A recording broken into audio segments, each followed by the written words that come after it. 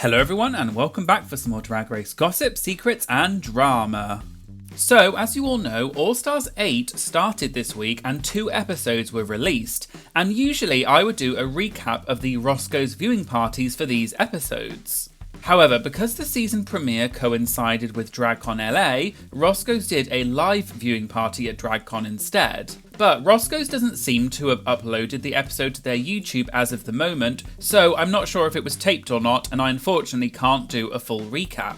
But I did see that a TikTok user under the name AstroBoyAble uploaded clips from the Roscoe's party that look like they were recorded on their phone, and I'll put the links in the description.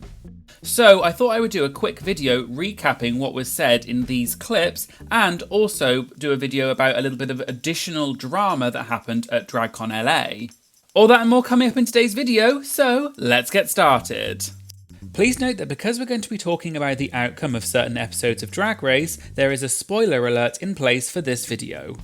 So, as I mentioned earlier, All Stars 8 had its premiere and 2 episodes were released at the same time. I did do a video explaining who the cast of All Stars 8 are, and I also did a video about some previous drama that the cast were involved in, so make sure you check out those 2 videos and I'll put links in the description. The first episode of All Stars 8 consisted of the queens doing 2 runways and then writing their own verses for a song in 2 groups.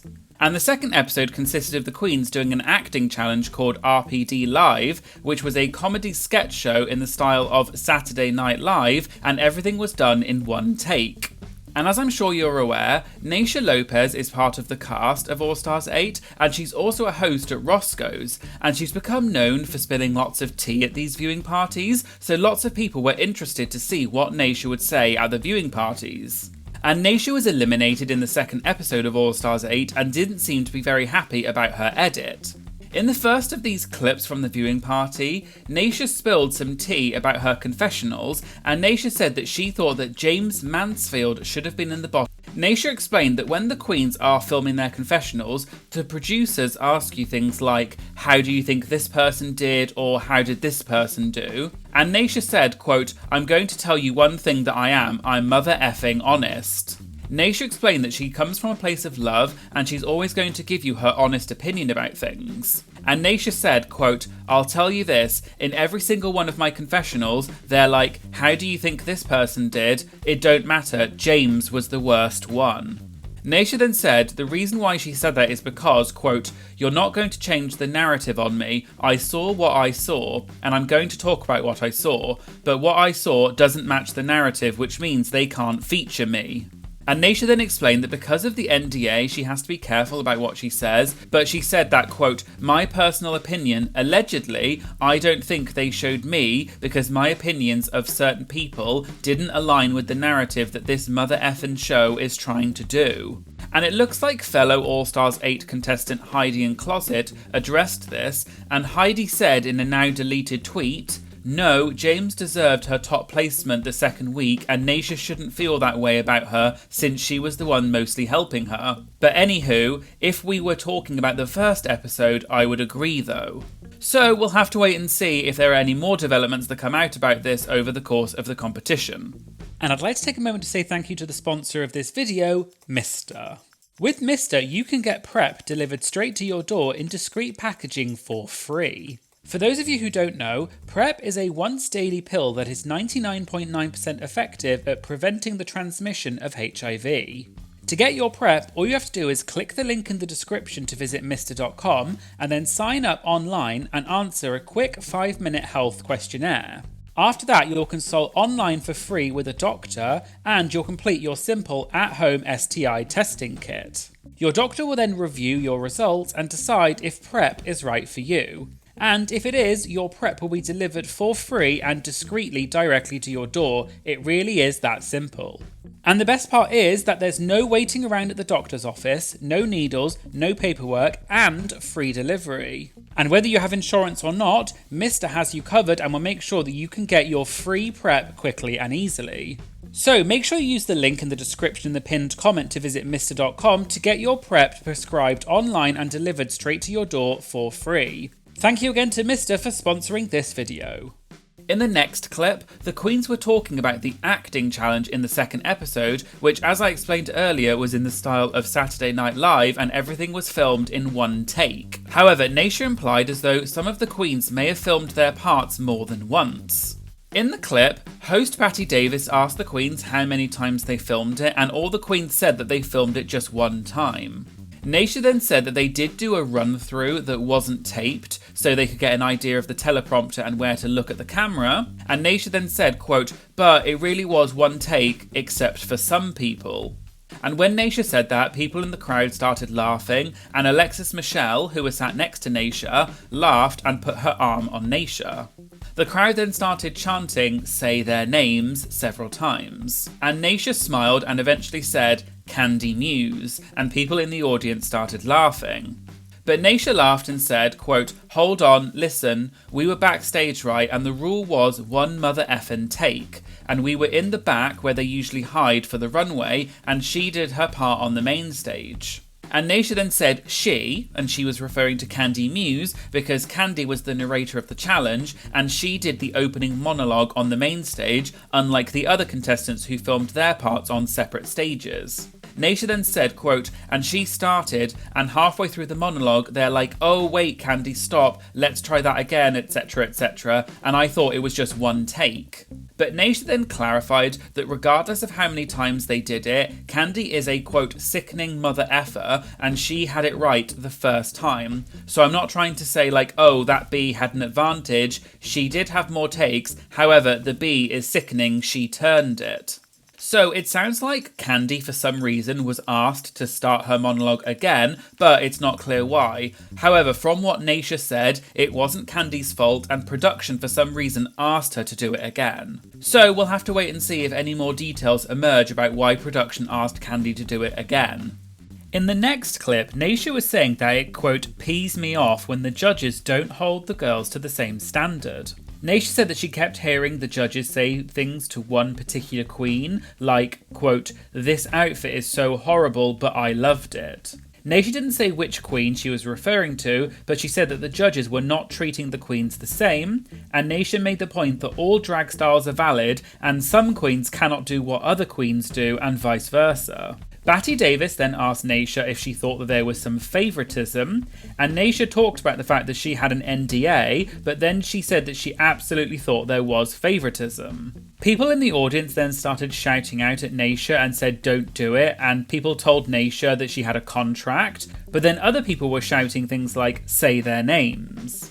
Naysha then said, quote, "I don't want to incriminate myself, but this is the thing. I had a conversation with a producer before this, and this producer, and he watches this, so he's going to hear this, he literally told me, 'Naysha, think about your next job before you talk.'" Naysha then said, quote, "I'm not going to let one of the producers threaten me with work." And Naysha said that she will be successful with or without Drag Race because she believes in her talent. But Naysha finished by saying that because she loves Drag Race and her fellow sisters, she's going to respect the show. And as we all know, Drag Race is a highly produced show, and that's what she signed up for. And in the final clip, there was a jokey exchange between Naysha and LaLa Ri. Naysha said that LaLa was, quote, "reading me real fierce," and then the camera panned to LaLa, who was laughing. Naysha explained that earlier in the day at DragCon, a, quote, "lovely statuesque 8-foot queen named LaLa Ri came up to me and said, 'Please don't beat me later.'" According to Naysha, LaLa said that she had watched the episode and she couldn't remember what she had said. And apparently LaLa said to Naysha, quote, "I read you a little bit and I'm really sorry I did that. I didn't mean to, but I'm going to be at your gig tonight and can you not read me?" Naysha then stood up and looked at LaLa and laughed and said, quote, "LaLa, I'm not going to read you, listen, you're a winner. I won Continental and you won a golden boot." And the crowd cheered and started laughing, and Naysha laughed and jumped up and down, and LaLa also laughed. So this was clearly just a little bit of shade between the two queens and wasn't meant seriously. Just to explain, for those of you who may not understand, Naysha won Miss Continental in 2013, which is a well-known drag pageant. And previous winners also include Brooklyn Heights from season 11 and Canada's Drag Race, as well as season 15 winner Sasha Colby. And on season 13, LaLa Ri won the first ever Golden Boot Award for the worst outfit, which was her paper bag outfit from the episode 5 bag ball. And this has gone down in Drag Race history as being probably one of the worst looks ever. And LaLa has become known for this, and she has also made lots of jokes about it so far on All Stars 8. So that's what Naysha was making fun of, that she won Continental whereas LaLa won a Golden Boot. And that's it in terms of the Roscoe's recap, and as I said, the full viewing party hasn't been released as of yet, so I'm not sure if it's going to be, but we'll have to wait and see. But for the moment, I thought that those clips that I found from the Roscoe's viewing party at DragCon LA had some interesting backstage tea about the episodes of All Stars 8 so far. And I also thought that I would talk a bit about some drama that apparently happened at DragCon, which took place earlier this week. At DragCon, they often do live reunions with the casts from seasons of Drag Race called Bring Back My Girls. And some drama apparently happened at the reunion for Drag Race Down Under Season 2 between contestants Minnie Cooper and Pamara Fifth. You may remember that on Season 2 of Drag Race Down Under, in an episode of Untucked, there was a tense exchange between Minnie and Pamara regarding some drama that they had previously had before the show. And on the show, it wasn't made clear what actually happened, except that Minnie had apparently made a joke about Pamara, and then someone else had told Pamara and made it sound worse than it actually was. However, I then asked Minnie about it in the interview that I did with her, and she gave me some more details, and I'll put a link to the interview in the description and you should go and check it out. But in the interview, Minnie said that she had previously volunteered as a mentor for other drag queens, and Pamara was one of the queens that Minnie had mentored several years before. And according to Minnie, she felt that Pamara wasn't being very respectful of her time. And then, later at a different event, some people had apparently been saying some mean things about Pamara, and Minnie then made a joke and said, quote, "I don't have a problem with Pamara doing drag, I just hate that she gets paid for it." And according to Minnie, this was just supposed to be a joke. But then, apparently, some of the other people who were there with Minnie at the time were then jealous that Minnie had got on Drag Race and they didn't, and so they decided to tell Pamara what Minnie had said about her. But they didn't mention all the things that they had been saying about Pamara, which were apparently worse than what Minnie had said. So, according to Minnie, some people had kind of given Pamara a one-sided story, and that's why Minnie and Pamara had some tension going into the show. Anyway, as I said earlier, at DragCon, they did a reunion with some of the Drag Race Down Under Season 2 cast, and both Minnie and Pamara were there.